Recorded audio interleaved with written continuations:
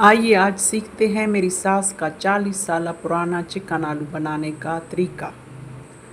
मुख्तसर सी वीडियो में आपको ऐसा तरीका बताऊंगी कि घर का आम सा सालन आपको होटल का जायका याद करा देगा।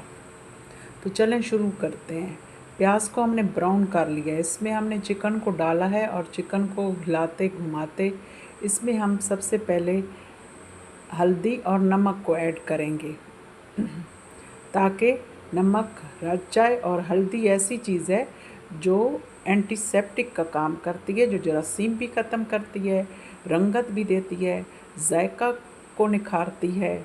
और चिकन में जितनी आजकल बोलते हैं कि ब्रेलर चिकन नहीं खाना चाहिए, हल्दी ऐसी चीज़ है जो चिकन की तमाम बीमारियों को, तमाम नुक्स को ख़त्म कर देती है। चिकन को तेज़ आंच पर भूना जाता है, तब जाके इसकी स्मेल ख़त्म होती है, इसका कच्चापन ख़त्म होता है। अब यहाँ मैं आपको साथ साथ देसी लहसुन छीलने का तरीका भी दिखा रही हूँ। एक कपड़े में इसको लपेट के अच्छी तरह मल लें। मेरा एक हाथ था, आप इसको दोनों हाथ से मसल लें और देखें इसका छिलका अलहदा हो चुका है। अब ये है सीक्रेट जो अभी मैंने डाला है। मैंने इसको आपको दिखाया नहीं है कि कैसे मैंने इसको सिलबट्टे पर कूटा है। और ये चीज़ जो मैंने डाली है तो फ़ौरन ही मेरे शौहर ने कहा कि आज तो होटल का जायका और मेरी अम्मी के खाने का जायका याद करा दिया है।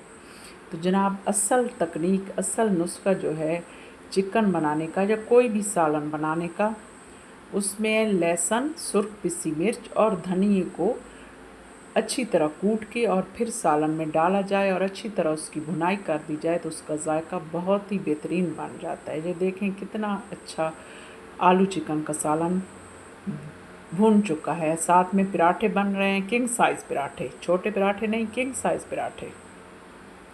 अब इसमें हमने अगर शोरबा रखना है तो इसमें थोड़ा सा पानी डाल के इसको पका लेंगे, और अगर आपको इसको भुना हुआ उतार लें। बहरहाल आलू चिकन का सालन थोड़ा सा शोरबे वाला होता है। अब ये तैयार हो चुका है और देखिए सबसे पहले इसको खाने कौन आता है, ये तो आपको आखिर में जाके पता चलेगा कि इसको सबसे पहले खाने कौन आया है। हाँ तो जनाब देखिए, इसको सबसे पहले खाने हमारी बिल्ली मानो आ गई है, जो ये हमारे घर की नहीं है लेकिन जहाँ घूमती फिरती है तो मैं इनको खाना ज़रूर देती हूँ।